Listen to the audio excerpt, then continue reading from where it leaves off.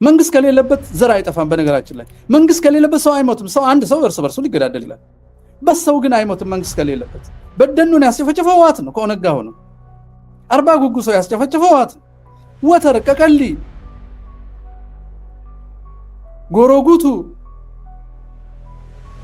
ቀጥሉ፣ ኮፈሌ፣ ቆሬ፣ ሻሸመኔ፣ አጋርፋ፣ ጎባ፣ ቤኒሻንጉል ጉሙዝ ያሉትን አይራ ጉሊሶ፣ ወለጋ ጠቅላላ ሰው የሚገለው መንግስት ነው። ሰው ይጃጃላል ዝም ብሎ። ያለ መንግስት ተሳትፎ ከአንድ ሰው በላይ በአንድ መግደል አይቻልም። አውቶማቲክ የያዘ ሰው አንድ ትምህርት ቤት ገብቶ ሊረሽን ይችላል አንድ ጊዜ። 8 ዓመት አይረሽንም፣ 35 ዓመት አይረሽንም። 35 ዓመት መቀጠሉ ስርዓትና መንግስት መሆኑን ነው የሚናገር። ትፈልጉ ኦነግ በለው ትፈልጉ ህወሓት በለው መንግስት ነው። ኦነግ ሰው የሚገልበት ቦታ አማራ ላይ ያዘመትከውን ሰራዊት ልታዘምት ይችል ነበር መንግስት ስለሚፈልገው ነው። አማራ ላይ ድሮን እንዳዘመተው ሸኔ ላይ ማዝመት ይችላል፣ ግን አይፈልግም። እንዳውም ያስታጥቃል። እንዳውም የኦሮሚያ ልዩ ኃይል ውስጥ የሚገኙ ኦርቶዶክሳውያንም በዘዴ በውጊያ ስም እየላከ ደውሎ እንዲገሏቸዋል። አይታችሁ ሊቢያ ሰው ሲያርድ በረሃ ነው፣ ማን ያየዋል? ግን ተሸፍኖ ነበር የሚያርደው። ሊቢያ ያረደን ተሸፍኖ ነው፣ ፊቱን ሸፍኖ በድምፁ ነው የታወቀው ማን እንደሆነ። ያ ይናገር የነበረው ኢትዮጵያኖችና ግብጾችን ክርስቲያን ሲያርድ የነበረው አሁን ቴዎሎጂካል ነው። ይሄ ጠንካራ ያደርጋቸዋል። ስሁት እምነት ሃይማኖት ስለሆነ መግደል ይደሰቱበት። እንዳውም 72 ድንግል ታገኛለም ሲባል ለዝሙት ብሎ ሁሉ የሚያርድ አለ። የሚገርም እኮ ለሴት ብሎ ሰው የሚገል እንዲህ አምላክ አይደለም እንዲህ አይነት ትእዛዝ የሚሰጠኝ ብሎ እንኳን ማሰብ አይችልም። የፈጠረውን ሴት ለሱ ዕቃ አድርጎ የፈጠረውን ሰው እሱ እንዲገለው አድርገው እንደገና ይሸልማል ሲባል ይሄማ አምላክ አይደለም ብሎ እምነቱን እንደመተው ከአንድ ከታወረ ሄዶ ይገላል። ይሄ ጠንካራ ያደርጋቸዋል ለጥፋት። ሌላው ጥንካሬያቸው ህሊና ቢስነት ነው። እምነቱ ህሊና ያሳጣቸዋል። ርህራሄ አያውቁም። ርህራሄን በመጽሐፍ ግን ሊያነቡ ይችላሉ። ደግ፣ ርህሩ፣ አዛኝ ብለው ሊያወሩ ይችላሉ። ግን ርህራሄ የሚባል የላቸው። እዚህ ጋር በሚጽፉት ያለው አሁን በሚሰጡት አስተያየት ቆይ እናገኛለን፣ እንገልሃለን፣ ማርተኛ ዝም በሉ፣ ስንገላችሁ ለምን ሰው ታነቃላችሁ? ግጭት እያላችሁ ቀጥሉ፣ ግጭት ነው አጋጣሚ ነው እያላችሁ 38 ዓመት ሙሉ እንደታረዳችሁት ካሁን በኋላም ቀጥሉ የሚሉ ነው ማለት ነው። ህሊና የሚባል የሌላቸው የሰው ደም የማያሳሳቸው ይሄ እንዲቀጥል አፍን ዝጋ የሚሉ ማለት አፋችሁን ዝጉ አትወያዩ የሚሉን አሉ። ወንድሞች አሁን ይሄን የምለው ለምንድን ነው? እነሱን ለመውቀስ አይደለም። የኢትዮጵያ ህዝብ እንዴት እየተመራ እንዳለ አውቆ እንዳያጠፋፉት ጥፋት የታወጀበት በተለይ ኦርቶዶክሳዊው ማህበረሰብ ከወለጋ እስከ አርሲ እስከ ሐረር እስከ ጎዴ እየተጨፈጨፈ ለፍትህ ቀርቦም አያውቅ።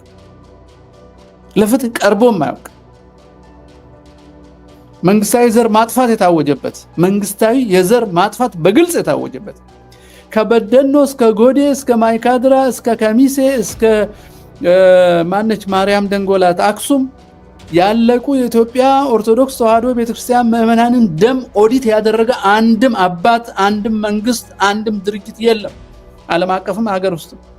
ለዚህ ነው ራስን ስለመከላከል ማውራት ያለው። ሰው ራስን የመከላከል ዓለም አቀፍ ህጎችና የሰብአዊ መብት ድንጋጌዎች ማንኛውንም ፍጡር እግዚአብሔርን የማያውቁ ተቋማት እንኳ የሰው ልጅ የመኖር መብት የግድ ተፈጥሮ ይነግራቸዋል። ምክንያቱም እኔ እግዚአብሔርን አወቅኩ ራሴ ሰው ስለሆንኩ የመኖር መብቴን ነው የማወራውና ኢንስቲንክት ወይንም ተፈጥሯዊ ስሜቴ የመኖርን ነገር ይነግረኛል። የኔን መኖር የሚገዳደር የኔን መኖር ፈተና ላይ የሚጥል ነገር ሲያጋጥመኝ እንቀሳቀሳለሁ። ይሄን ከህፃናትም ማየት እንችላለን። ህፃናት እናት ደረት ላይ ጡት ሲጠቡ የእናት ልጆቹ እስኪያድጉ ድረስ ጡት ብዙ ወተት ስለሚይዝና ክብደት ስላለው የልጆቹ አፍ ላይ አርፎ አፍንጫቸው ድረስ የመሸፈን አቅም አለውና ልጆችን ያፍናል። ስለዚህ እናት ሁሉ ጊዜ የጡቱን ጫፍ በሁለት ጣት ከስር ሁለት ጣት አስገብተው በአውራ ጣት ከላይ ጡታቸውን ይዘው ከልጁ አፍ ላይ ወደ ላይ ያደርጉና ጫፏ ብቻ ወደ አፉ እንድትገባ ያደርጋሉ። ያን ጊዜ ስቦ ወተት አግኝቶ ህፃኑ ይኖራል ማለት ነው። ያው ልጁን የሚያኖር ጡት እናትየው መደገፉን ትታ ብትለቀው ወተት አለው። እንዴት ግን ልጁን አፍንጫውንም አፉንም ስለሚያፍነው አንደኛ ለህይወት የሚጠቅመውን ወተት መሳብ አይችልም፣ ሁለተኛ መተንፈስ ይከለክለዋል። ስለዚህ ይታፈናል። እና ህፃኑ ምንድነው የሚያደርገው? ምንም አያውቅም። ስለመኖር የሚያውቀው ነገር የተማረው ነገር ወይ ህግ አይጠቅስ፣ ፖለቲካዊ ህግ፣ ዓለም አቀፍ ህግ፣ ሀገራዊ ህግ፣ ማህበራዊ ህግ፣ ሞራላዊ ህግ የሚባሉ ህጎችን በሙሉ አያውቅም። ህፃን ነው። ግን ተፈጥሮ ትነግረዋለች። ልክ ሲታፈን ልጁ ይወራጭና ከእናቱ ጡት ስር ይወጣል ማለት ነው። ግን የእናቱን ጡት መተው አይችልም። ልብ በሉ። ይሄ የመኖር የህልውና የሚባለው በተፈጥሮ የተሰጠ መሆኑን የሚጠቁም በእንስሳትም ያለ መሆኑን እናያለን። ከተፈጥሮ ቀጥሎ የምናየው ደግሞ ማህበራዊ ነው። አንድ ማህበረሰብ ሰውና ሰው አብሮ ይኖራል። ለመኖር የሚባለው ቃል በህይወት መኖር አለ። በህይወት ለመኖር እኛ ራሳችን ከመሬት ስለተፈጠርን ከመሬት በተገኙ ግብአቶች ነው የምንኖረው። ውሃ፣ እሳት፣ አፈር፣ አየር፣ በእነዚህ ነው የምንኖረው። ስለዚህ መኖራችን በእነዚህ ስነ ፍጥረቶች ላይ ጥገኛ ከሆነ ለመኖር መሬትን እንከላከላለን፣ ለመኖር ውሃ እንዲኖረን እንፈልጋለን፣ ለመኖር ከመሬት የሚገኘውን ሀብት እንፈልጋለን። ይሄ ሁሉ ህልውና ነው፣ ከህልውና ጋር የተያያዘ ነው። ሁሉ ኖሮኝ ግን ሁሉ አሁን ያልኩት ተፈጥሮ ኖሮኝ ግን ሰይፍ የሚሰነዝር ካለ አሁንም አልኖርም። ምክንያቱም ከመሬት የሚገኘውን ውሃ ለመጠጣት የዘራውንትን እህል ለመብላት መኖር አለብኝ። እነሱን አጥቼ ሳይሆን በሌላ እኔ መሳይ ፍጡር ውሳኔና ብያኔ እኔን ከምድር ለማስወገድ የሚሞክር ሰው ሲመጣ ልክ በህፃንነቴ እናቴን ጡት እንደገፈተርኩትና ራሴን እንዳዳንኩት ሁሉ አሁንም በአዋቂነቴ ሰይፍ ምን ሰነዝር ካለ ራሴን የማዳን ግዴታ ተፈጥሮ ትነግረኛለች። የሚሰነዝር ስል ሌላ ሰው እየተናገርኩ ነው። ማህበራዊ ጉዳይ እዚህ ውስጥ ነው የሚመጣው። የሚሰነዝር አልኩኝ ሌላ ሰው አለ ማለት ነው። ስለዚህ እኔም እንዳልሰነዝር እሱም እንዳይሰነዝር የምንመገብባትን የምንመገበውን ሰብልና የምንጠጣው ውሃ አብረን እንድንጠቀም ማህበራዊ ህግ ያስፈልገናል። ማህበረሰብ ስንሆን ማህበረሰቦች ሲበዙና አይደንቲቲ ካርቭ አድርገው ወይንም ማንነትን ፈጥረው ይሄ አንድ ሀ የሚባል ማህበረሰብ ነው፣ ይሄ ለ የሚባል ማህበረሰብ ነው፣ ይሄ በ የሚባል ማህበረሰብ ነው የሚባል ማህበረሰቦች ሲፈጠሩ ልክ በግል ህልውና ራሳችን እንደተከላከለን ሁሉ ማህበረሰቡን ህልውና ለመጠበቅ ህልውና ሀ ከህልውና ለ ጋራ የሚያደርገው መስተጋብር የሚያስተባብር ከማህበረሰብ ከፍ ያለ ነገር ስንፈጥር ስርዓተ መንግስት እንፈጥራለን። የሁሉንም ማህበረሰብ በውስጣቸው የራሳቸው ህግ አላቸው። ሀም አለው፣ ለም አለው፣ መም አለው፣ ሰም አለው፣ በም አለው። ሁሉም የራሱ ህግና የውስጥ ህልውናውን ይጠብቃል። አባላቱን የውስጥ ህልውና በእድር ይሁን በሃይማኖት በፈለገው ነገር ይጠብቃል። አብሮ በዝግመተ ለውጥ ባመጣው ማህበራዊ መስተጋብር ይጠብቃል። በማህበረሰቦች መሃል ያለውን ግን የሚጠብቅ ሱፕራ ላይ የሆነ መዋቅር ልክ ሲፈጥር መንግስት ይፈጠራል ማለት ነው። ስነ መንግስት ስርዓቱ ነው፣ ስነ መንግስት እንለዋለን። በማህበረሰቦች እርስ በርሱ አብሮ እንዴት ተባብሮ እንደሚኖር የሚሰራና አጠገባቸው ያለው መሬት ብቻ ሳይሆን የሀገራቸውን ሀብት አብሮ የሚያስተዳድሩበትና ያን ሀገር አብሮ የሚከላከሉበት የሀገሪቷ ህልውና የማህበረሰቦቹ ህልውና ይሆናል። ማህበረሰብ ደግሞ የአባላቱ ህልውና ይሆናል። የአባላቱ ህልውና ነው የማህበረሰቦቹን ህልውና የሚፈጥረው። አሁን ማህበራዊ፣ መንግስታዊ፣ ተፈጥሯዊ ብለን ከፈል ነው ማለት ነው። ሃይማኖታዊ ደግሞ አለ።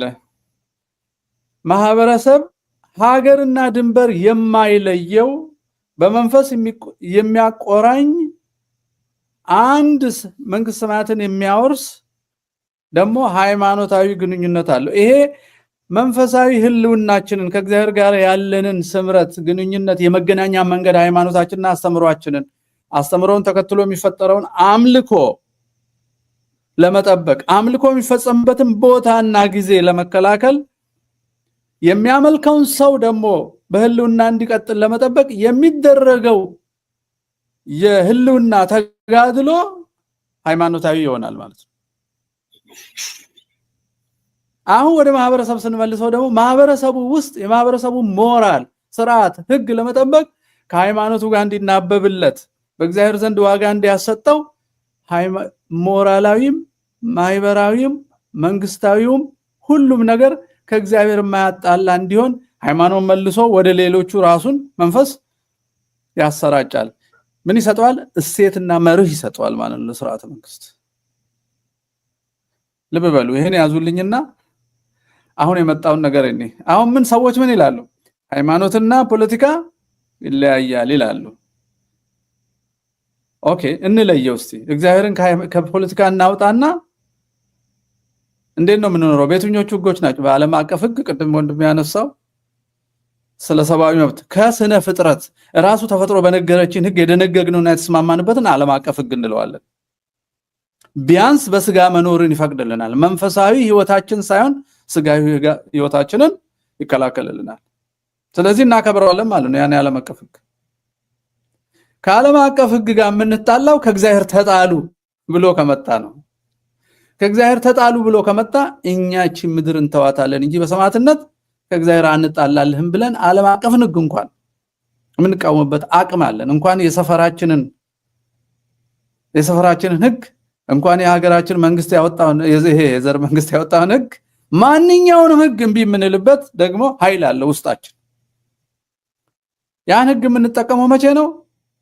ከእግዚአብሔር በሚለይ ደረጃ ህጎች ስራ ላይ መዋል ሲጀምሩ ነው። ከዛ ውጭ ያሉ ህጎች ሁሉ ለኛ ለሰው ልጆች እንደ ተጋድሎ የምናያቸው እንደ ፈተና የምናያቸው እንጂ ያን ያህል ጦር ሜዳ የምንወርድላቸው ላይሆኑ ይችላሉ ከእግዚአብሔር እስካለዩን ድረስ። እዛ ሲደርስ ግን የሰማዕትነት ጉዳይ ነው። እንደ ማህበረሰብ እንዋጋለን፣ እንደ ግለሰብ ሰማዕት እንሆናለን።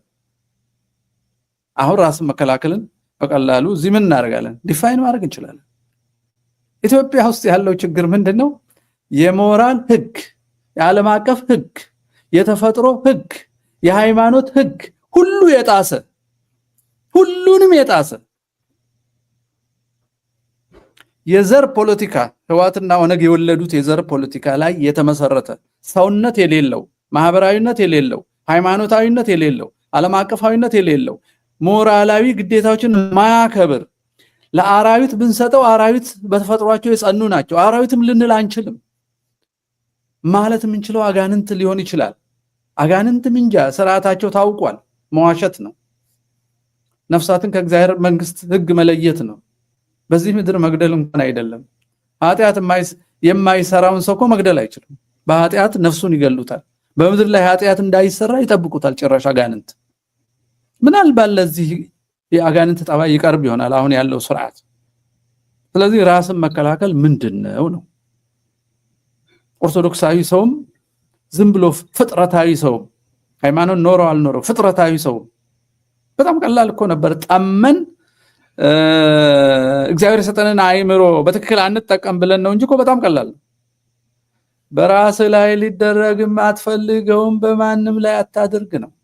የናቴ ጡት እንኳን ሲያፍነኝ የምወራጭ ከሆነ እኔ አስቤ አልሜ ተደራጅቼ ታጥቄ ሌላ ሰው አላፍንም እንዴ። በጣም እኮ ክሊር እኮ ነው። የጨነቀን እኮ ከሰውነት አስተሳሰብ የወጡ ሰዎች ኢትዮጵያን ፖለቲካ ያዙት ከልሂቃን እስከ ዘረኞች እና እልቂቱ እየተካሄደ ነው።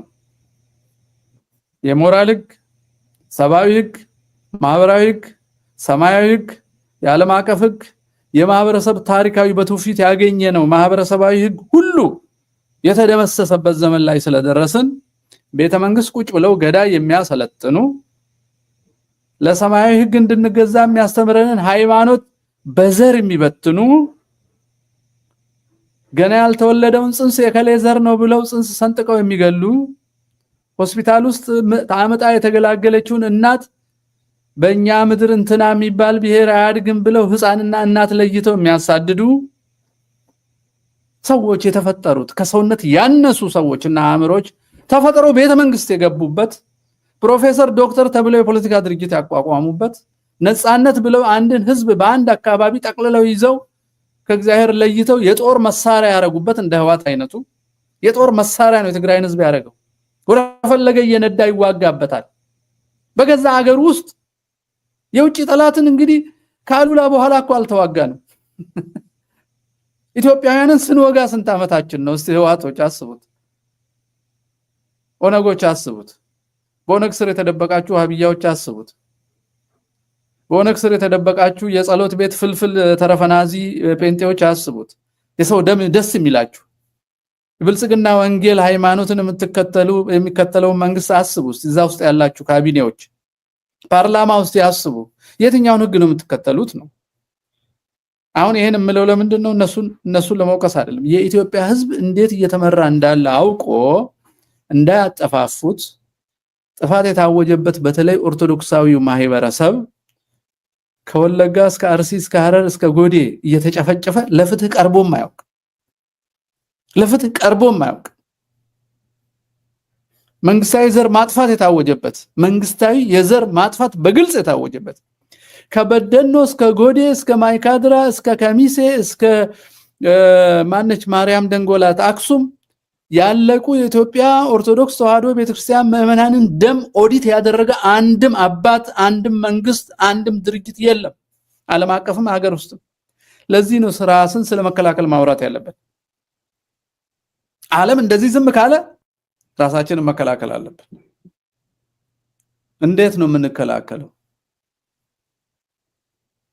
ብዙ ነን፣ ጀግኖች ነን፣ ፈሪዎች አይደለንም፣ የሰማዕታት ልጆች ነን። እውነት አለን፣ ሀገራችን ነው። መንግስትን አምነን፣ እረኞችን አምነን፣ መጅሊሱን፣ ሲኖዶሱን፣ ቤተ መንግስቱን፣ ፓርላማውን አምነን መከላከያው እኛን የሚከላከለን መስሎን ደንዝዘን ብዙ አመት ኖረናል። መከላከያው የሚገለን ከሆነ ደህንነቱ የሚሰልለን ከሆነ ለኛ የሚሰልል ሳይሆን እኛን የሚሰልል ከሆነ ፖሊስ እኛን የሚገለን ከሆነ ጫካ ያስቀመጡት ሸኔ፣ ኦነግ፣ የኦሮሞ ነጻነት ሰራዊት፣ ህወሓት የሚሉት ሰው እኛን የሚያርደን ከሆነ አርዶን መልሶ ራሱ የሚያለቅስ ከሆነ እኛ ኦርቶዶክሳውያን ምን እናድርግ? ማንን እንጠብቅ? መልሱ እኮ ማንንም አንጠብቅም ነው። ማንንም ካልጠበቅን ታዲያ ምን እናድርግ የሚለውን ነው። ከዚህ ተነስተን ስለ ራስ መከላከል እንድናወራ ገብርዬ ላንተ መልሼ ልስጥህና ራስ መከላከልን የሚመለከቱ ነጥቦች ቢነሱ እነዛን ነጥቦች ላይ መልሰን እንወያያለን። እደምተኞቻችንም ሐሳብ ይሰጡበታል፣ ይጨምሩበታል። ይሄ ፕራክቲካል ስለሆነ የሚሰሙን ሰዎች ኢትዮጵያውያን ራሳቸውን ከተደገሰላቸው ጥፋት ለመዳን የሚፈልግ ማንኛውም ኢትዮጵያዊ በትክክል አድምጦ እኛ የምንለው ሐሳብ ለማጫር ስለሆነ ተጨማሪ ሐሳቦችን አፍልቆ ራሱን ለመከላከል ዝግጅት ማድረግ ያለበት ሁኔታ ላይ ስለምንገኝ እነ አብይ አህመድ፣ እነ ሽመልስ አብዲሳ፣ እነ ህወሓት፣ እነ ሌሎቹም ዘረኞች ኢትዮጵያ ውስጥ የዘር ማጥፋት እንዲከሰት እየተከሰተ ያለው የበለጠ ጥፋት እንዲመጣ በተለይ ዓለምን ሁሉ በጂሃድ ማጥፋት የሚፈልገውና በጽንፈኛ ዋሃቢያ የተደራጀው ኢትዮጵያ ውስጥ ያለው ኔትወርክ ከአልሸባብ ጋር የተቆራኘው እንዲህ አይነቶቹን እድል ተጠቅሞ ፍጅትና እልቂት ሊያስከትል ስለሚችል አሁን ከዚህ የባሰ ስለሚሆን ምንድነው ሰው ማዘጋጀትና መዘጋጀት ያለበት? ደንዝዞ ተቀምጠው ነው የሚጠብቀው ሞቱን ወይስ ካሁኑ ነው ስራ መስራት ያለበት? መልቲፕል ነው የሰው ዘር ብለው ከሰው መሃል ኦርቶዶክስ መርጠው ነው እየገደሉ ያሉት በኢትዮጵያ ከጎዴ እስከ ዛላምበሳ። እንዴ ትግራይ ሁሉም ኦርቶዶክስ አይደል እንዴ ልትሉኝ ትችላላችሁ። ፖለቲካው ብሬኖሽ አድርጎ ከሃይማኖቱ ያስወጣው ሰው ነው የራሱ ወገን የሚያርደው። ስለዚህ ዘር ስንል ጄኔቲካል አይደለም የምንለው ወንድሜ እንዳልከው ነው። ስለዚህ ያው በምዕራቡ ዓለም ሰው በዝግመተ ለውጥ ከዝንጀሮ መጣ ካልክ ጄኔቲካሊ የሚለያያል የሚልም ዝንባሌ የሁለተኛ ዓለም ጦርነትን የአርያና የአይሁድን እንትን የፈጠረው ቤዚክ የሆነ የሳይንቲፊክ አሰምሽን ነው፣ ሳይንስ አይደለም። በዛ አሰምሽን ላይ ነው ህጎችና አንዳንድ አነጋገሮች የሚመሰረቱት። ለኛ ሙስሊሙም የሚያምነው አንተ እንዳልከው ማለት ነው። ለኛ ሰው ነው፣ አዳማዊ ነው። ክርስቲያኖች ስንነው ክርስቶስ ሁሉ ይድኑ ዘንድ ለሁሉም ሞቷል። ያመኑት ናቸው ወደዛ የሚገቡት፣ ያላመኑትን አስገድዶ አያድንም አምላክ። በሩን ከፍቶ ግቡ ብሎ ትቷቸዋል። በሩ ክፍት ነው። በሩ በሩ ጋር ለመሄድ በመስቀል ነው የምታልፈው። ምን ማለት ነው? በፍቅር ስለ ፍቅር ካፈቀርክ ያንተን የሆነውን እንኳን ለሌላ ሰው ትተዋለህ ነው። አሳደህ ትገላለህ፣ መሬት ታሰፋለህ፣ ሱቅ ትቀማለህ፣ እርሻ ታፈናቅላለህ ማለት አይደለም። በመስቀል የራስን እንኳን አተህ በፍቅር ውስጥ አልፈ ነው እኔ በር ጋር የምትደርሰው። እንደኔ እኔ በመስቀል አይደለ ወደ አብ ቀኝ የተመለስኩት ለዛውም ሳልበድል ተሰቅዬላችሁ። ልክ እንደዛ ፍቅር የሚያስከትለውን የራስን የማጣት ፍቅር የሚያስከትለውን ዋጋ ሁሉ ከፍለ እኔ ጋር ትመጣለህ ነው ክርስቶስ የሚለውና የኛ ቴዎሎጂና ስሪቱ እንደዛ ነው። ስለዚህ የሰው ዘር ስንልኛ ዘር በደሙና በአጥንቱ እያልን አይደለም። ተመርጠን ታቅዶ ከደርግ ጊዜ ጀምሮ ዚያድ ባሬ ሲመጣ እኮ እኛም ብቻ መርጠው እያሳደዱ ከኦጋዴን ታቦቱ በሙሉ ከተማ ገባ። ክርስቲያኖች ተገደሉ፣ ሸሹ። ታርጌትነን ሁሉ ጊዜ ሰበብ እየተፈለገ አብዮቱ ሲፈነዳ እኛንን ከፓትሪያርካችን ጀምሮ የተጨፈጨፍ ነው። አናስተውልም። ከኛ መሃል ሃይማኖት የተቀየሩ ሰዎች እኛም መልሰው ይገዳሉ። ልክ ሚሊሻውና አድማ በታኙ ከአማራ መሃል ወጥቶ አማራ መልሶ እንደሚገለው እኮ ነው። ከኛው መሃል መጥተው ልክ አሁን ለአብይ አሽከር የሆነው ያማን ነው የሚሉ ሰው የሚያስገድለን ስማችንን እየጻፈ እነከሌን ግደሉ፣ ይሄን ጳጳስ አሸማቀው፣ ይሄን አባረው እያለ ቤተ ክህነቱን የሚያምሰው ድሮም እንደኛ ነው የሞላበት የበለጠ ፈሪ ያደረጋቸው ሰውዬ አለ። እንደዛ ከዚህ ቤቱን ውስጥ አዋቂ ያ አሁን ዘር እያጠፋ ነው። የራሱ ዘር በተለይ ስለተለየ እያጠፋው ነው። ዘር ማጥፋት ይሄ ነው ለኛና እንዳልከው ልክ ነው። ለዓለም ኮሚኒኬት ስናረግና እንድንግባባ ከተፈለገ አንተ ባልከው ቋንቋ ነው ማውራት ያለብን። ዓለም የሚያውቀው እሱን ስለሆነ ዓለም የሚያውቀው አሁን ያልከውን ነው። የተጻፈውም እሱ ነው። እኛ ደግሞ ለራሳችን ማህበረሰብ መልሰንም ስለምንናገር ሁለቱንም ነው። ለዓለምም እንናገራለን፣ በእኛ ቋንቋም ለውስጥ እንናገራለንና ትክክል የሆነ ያልሆነ ስለሌለ ሁሉንም እንጠቀምበታለን። ለምን? ለደህንነት፣ ለሰላም፣ ክፉዎችን በዓለም ህግም ለመቆጣጠር ራሳችንን ደግሞ በእግዚአብሔር ህግ ላይ አቁመን ለመከላከል ስለምንጠቀምበት ነው። አሁን ያለንበትን ሁኔታ ባጭሩ እናንሳ። ኢላማ የተደረገው በኢትዮጵያ ውስጥ ኢላማ የተደረጉ ነገሮች አሉ። ሰውንም ጭምር ነገሮች በሰው ላይ ነው ያርፉት። እምነት ከሆነም ሰው ከሆነ ሰው ነው የሚያርፈው። ባህልም ከሆነ ሰው ላይ ነው የሚያርፈው። የሞራል ህግና ሴትም ከሆነ ሰው ላይ ነው የሚያርፈው። እነዛን የሞራል ባህል፣ እምነት፣ ትርክት ለማጥፋት የፈለገ ሰው ያለው እድል 3-4 መንገድ ሊሆን ይችላል። አንደኛ ባለ ሃይማኖቱ ራሱን ህይወቱን ማሳጣትና ወደ ትውልድ ያን እምነቱን አስተሳሰቡን እንዲያስተላልፍ ህይወቱን እንዲያበቃ ማድረግ ነው። ኢትዮጵያ ውስጥ አንዱ ነባር ኢትዮጵያዊነትን የተሸከመ ማንኛውም ሰው ስልጣን ባላቸው ሰዎችና በዘር በተደራጁ ሰዎች እንዲጠፋ እየተደረገ ነው። ይሄን ያዙልኝ። ሰው ራሱ የሆነ እምነት፣ የሆነ አስተሳሰብ፣ የሆነ ትርክት፣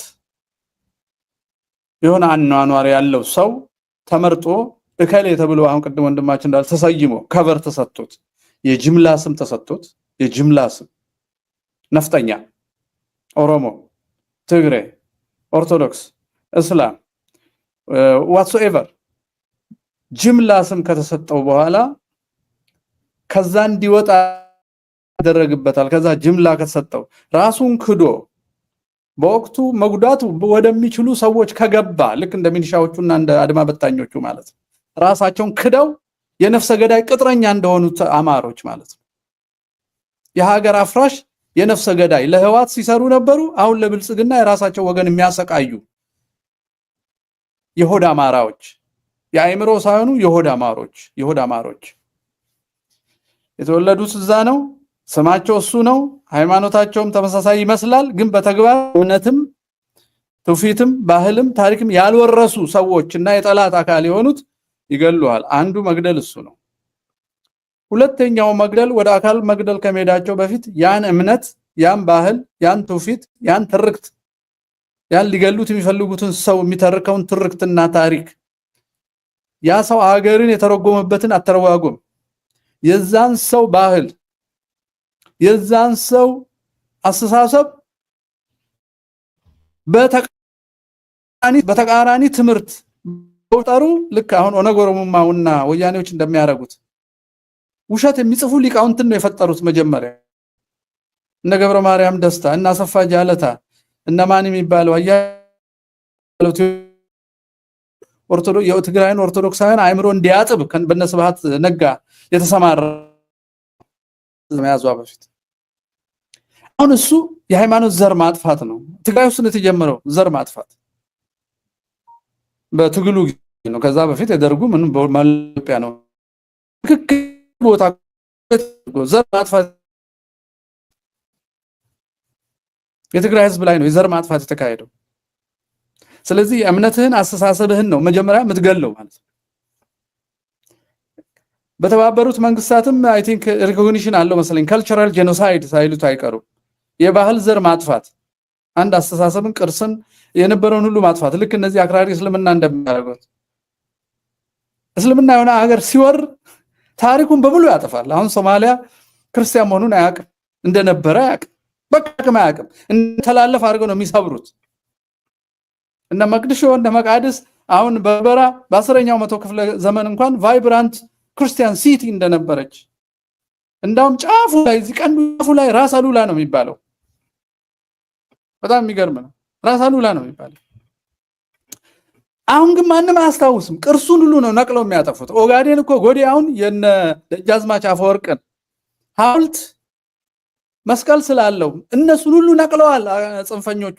ከዚህ ከሶማሊያ ወደ ኢትዮጵያ ሶማሊያ የሚፈልሱት ጽንፈኞች ማለት የአልሸባብ መንፈስ ያረፈባቸው ባለፈው ከነ አብዲ ኢሌና ከነ ጀነራል ኳርተር ከህዋት ጀነራሎች ጋር ሆነው ያረዱን ደማቸውን አብዲ ኢሌ ላይ ታጠቡት። ግን የጅጋው እርድ የህዋት ነው። ዩጎን ያሰለጠነው ህዋት ነው። ዩጎን የመራው ህዋት ነው። አብዛኛው ደም የሚፈሰው በእነሱ ስልጣናና ዝግጅት ነው። በጣም ነው የሚገርመው። ግን ከክርስቲያን ምድር ነው የተፈጠሩት። እዛ ጄኖሳይድ አካሄዱ፣ በመላው ኢትዮጵያ ጄኖሳይድ እንዲካሄድ ያደርጋሉ። ስለዚህ አሁን እኛ ኢትዮጵያ ውስጥ ራስን ለመከላከል ስለ ራስ መከላከል እንድናስገድዱን ሁኔታዎች ተፈጥረዋል።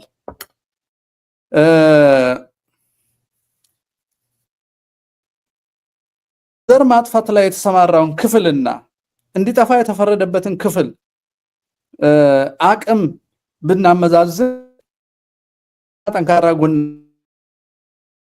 ቁጥር ናቸው። አቅም የሚሰጣቸው መዋቅርና ስርዓት ነው። አዛዥ አላቸው። የእዝ ሰንሰለት አላቸው። መንግስት ከሌለበት ዘር አይጠፋም። በነገራችን ላይ መንግስት ከሌለበት ሰው አይሞትም። ሰው አንድ ሰው እርስ በርሱ ሊገዳደል ይችላል። በሰው ግን አይሞትም። መንግስት ከሌለበት በደኑን ያስጨፈጨፈው ህወሓት ነው። ከኦነግ ጋር ሆኖ አርባ ጉጉ ሰው ያስጨፈጨፈው ህወሓት ነው። ወተር ቀቀሊ፣ ጎሮጉቱ፣ ቀጥሉ፣ ኮፈሌ፣ ቆሬ፣ ሻሸመኔ፣ አጋርፋ፣ ጎባ፣ ቤኒሻንጉል ጉምዝ ያሉትን አይራ ጉሊሶ፣ ወለጋ ጠቅላላ ሰው የሚገለው መንግስት ነው። ሰው ይጃጃላል ዝም ብሎ ያለ መንግስት ተሳትፎ ከአንድ ሰው በላይ በአንድ መግደል አይቻልም። አውቶማቲክ የያዘ ሰው አንድ ትምህርት ቤት ገብቶ ሊረሽን ይችላል። አንድ ጊዜ 8 ዓመት አይረሽንም፣ 35 ዓመት አይረሽንም። 35 ዓመት መቀጠሉ ስርዓትና መንግስት መሆኑን ነው የሚናገር። ትፈልጉ ኦነግ በለው ሰው ህወሓት በለው መንግስት ነው። ኦነግ ሰው የሚገልበት ቦታ አማራ ላይ ያዘመትከውን ሰራዊት ልታዘምት ይችል ነበር መንግስት ስለሚፈልገው ነው።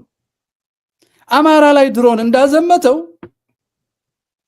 ሸኔ ላይ ማዝመት ይችላል፣ ግን አይፈልግም። እንዳውም ያስታጥቃል። እንዳውም የኦሮሚያ ልዩ ኃይል ውስጥ የሚገኙ ኦርቶዶክሳውያንም በዘዴ በውጊያ ስም እየላከ ደውሎ እንዲገሏቸው አድርጎ የኦሮሚያ ልዩ ኃይል የኦሮሚያ ልዩ ኃይል ውስጥ ኦርቶዶክስ ነኝ የሚል የሚያስቀድስ የሚቆርብ አንድ ወታደር ያሳየኝ የለም። ጄኖሳይድ ተካሂዶበታል። ኦሮሚያ ውስጥ ሰራዊቱም ፖሊሱም ጄኖሳይድ ተካሂዶበታል። ክርስ ተገደለን እንዳይባል ተብሎ መስቀል እዚህ ጋር እንዲያስሩ የሰለጠኑ ሰዎች አሉ። እስቲ ንስሐ አባቱ የሚመሰክርለት ሃይማኖቱን ፕራክቲስ የሚያደርግና በተግባር የሚኖር በንስሐ የሚኖር አንድ የኦሮሚያ ልዩ ኃይል ወታደር ይምጣ። ሁሉም ዘር ለማጥፋት ያሰለጠኑት ነው።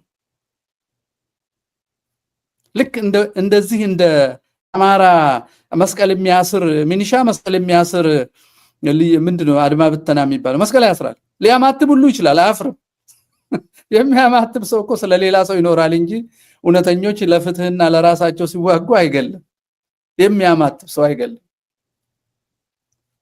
የሚያማትብ ሰው እውነተኞችን አይገልም። የሚያማትብ ሰው እውነትን የሚያጠፉ ሰዎችን ነው የሚከላከለው። ስለዚህ ገዳዮች የዘር አጥፊዎች ትንሽ ናቸው ሁሉ ጊዜ በየትኛውም። ብዙሃንን ግን ያሳስቱና ይጠቀሙበታል። አስፈራርተው ሊጠቀሙበት ይችላሉ።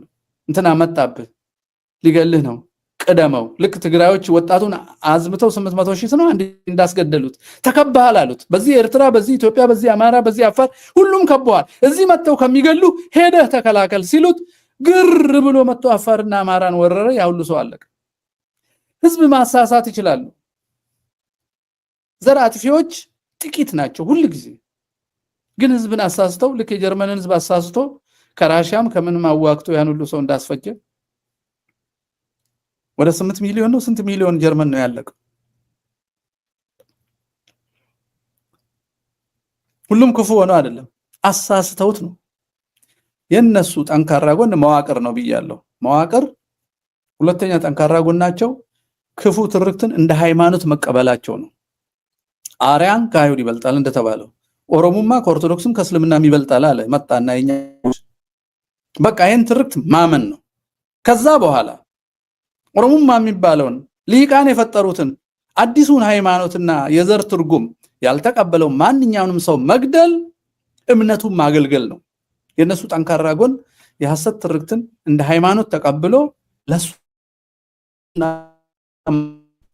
የመጀመሪያው መንግስት ስልጣን መዋቅር መደራጀታቸው ነው።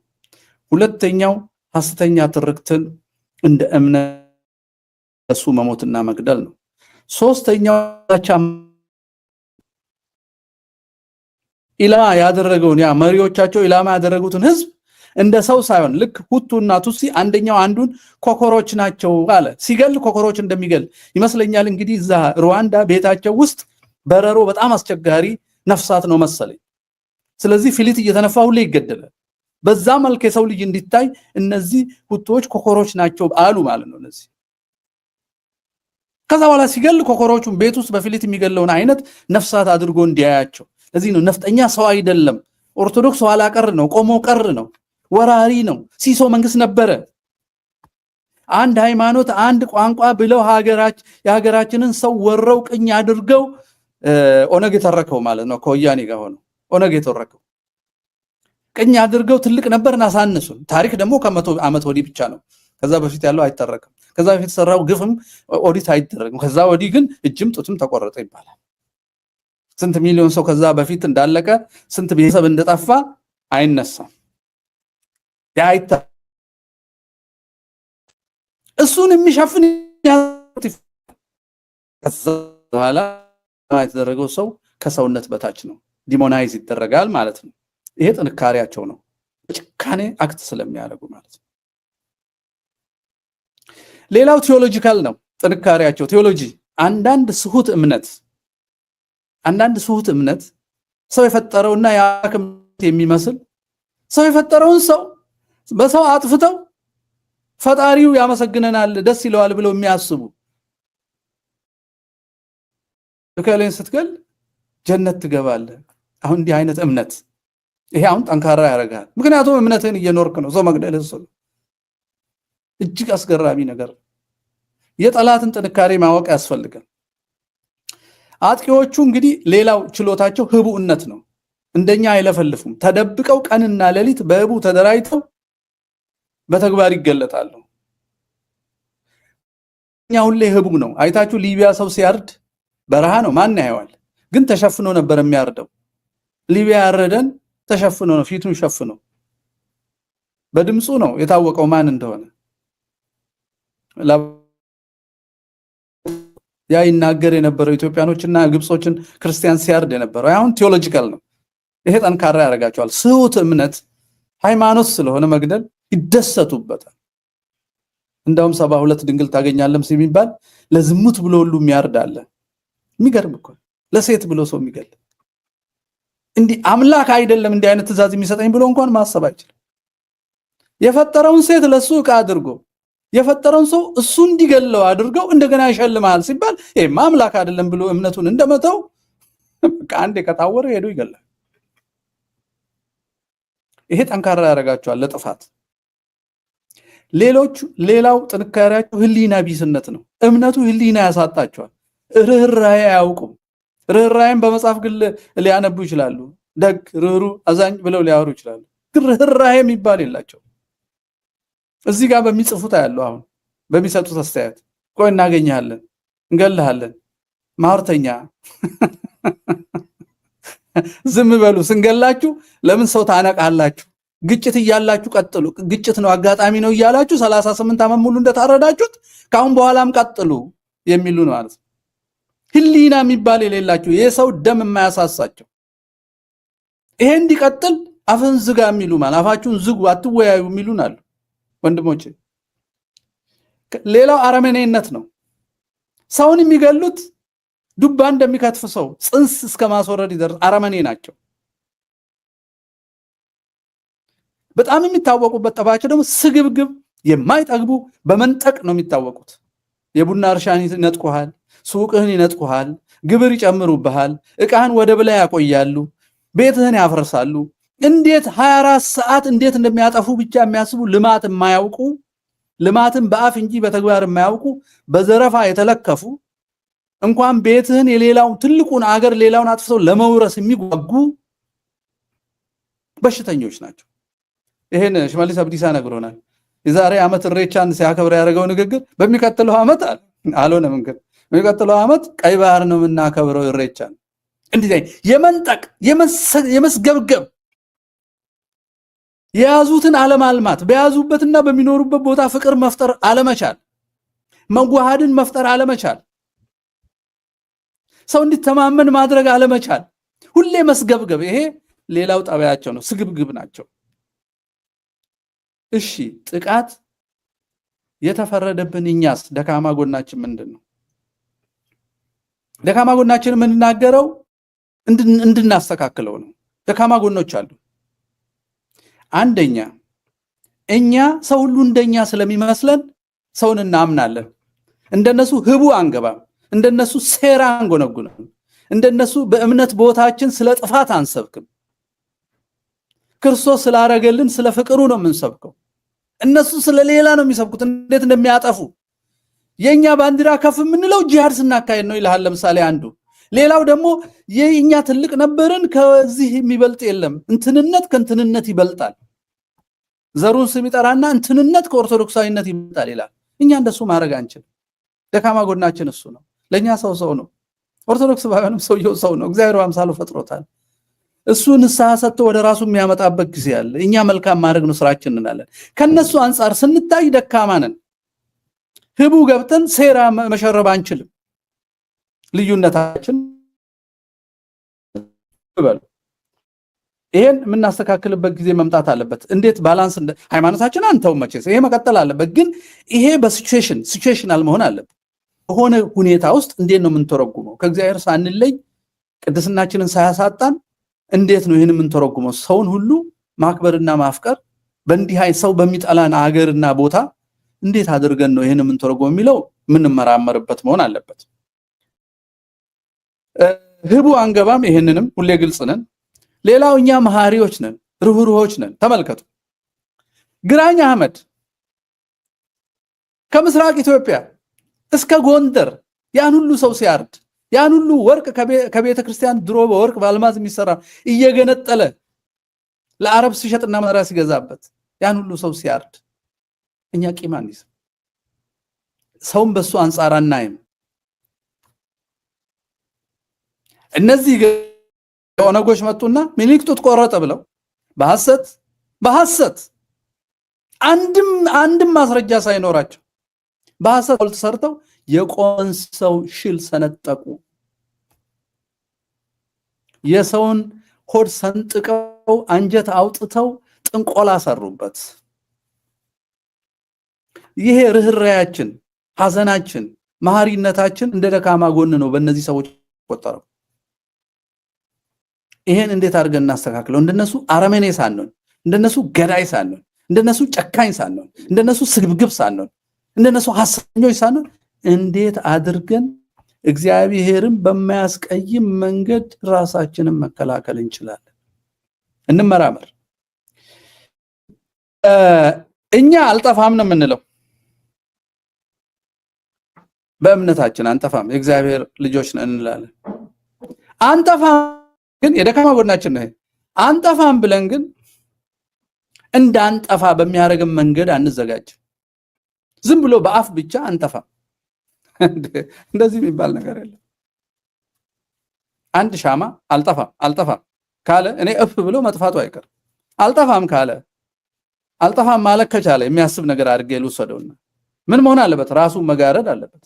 አልጠፋም ብሎ ዝም ብሎ ሜዳ ላይ ቁጭ ብሎ አልጠፋም ካለ የንፋስ ሽውታ ያጠፋዋል።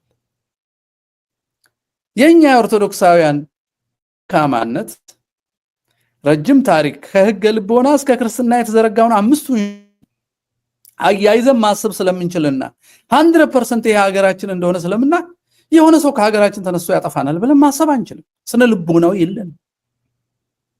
ግን ከሐረር እየጠፋ ከአርሲ እየጠፋ ያየን እንኳን አንጠፋም እንላለን። በጣም የምንገርም ሰዎች ነው። ከቁስጥንጥንያ ጠፍቷል፣ ከሶሪያ ጠፍቷል፣ ከሊቢያ ጠፍቷል፣ ከናይጄሪያ ከቀድሞ ካርቴጅ ጠፍቷል። ካሊፌቶቹ ሲያጠፉ ነው የኖሩት። እኛ ምን ልዩ ያደርገናል? ክርስቶስ ለሁላችንም ለነሱም ሞቷል። ለሊቢያ እኮ ክርስቲያኖች ሞተው ነበር። የታለ ጥቁሩ? ግብጽ በሙሉ አጥፍተውት እኮ ነው ነጭ አረቦቹ የሰፈሩት። የታለ ጥቁሩ? የለም። አልፎ አሉ ኮፕቲኮች የድሮቹ። ቋንቋቸው ራሱ የቤተክርስቲያን ሰው ብቻ ነው፣ የድሮ ሰው የገዳማውያን ናቸው የሚያውቁት። ቅብጥ ጠፍቶ የጸሎት መጽሐፎች አሁን ወደ አረብኛ የተረጎሙ ነው ከቅብጥ። እንጠፋለን። ስለዚህ አንጠፋም የሚል ዝግጅት የሌለው ደካማ ጎን፣ አንጠፋም ብሎ ዝም ብሎ መቀመጥ፣ አንጠፋም ብሎ ሲኖዶስ መጠበቅ፣ አንጠፋም ብሎ የሚገለውን መንግስት ራሱ ድረሱ፣ አንጠፋም ብሎ እነ ሰርቢያን በቦምብ የደበደበው አካልኛል ብሎ መጠበቅ።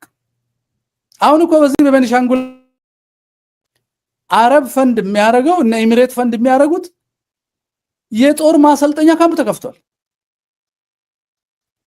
የሱዳኑ ፈጥኖ ደራሽ፣ የኦሮሚያው፣ የምኑ አረቦች ሁሉ መጥተው የሚሰለጥኑበት ቦታ አለ ኢትዮጵያ ውስጥ ዘር ለማጥፋት።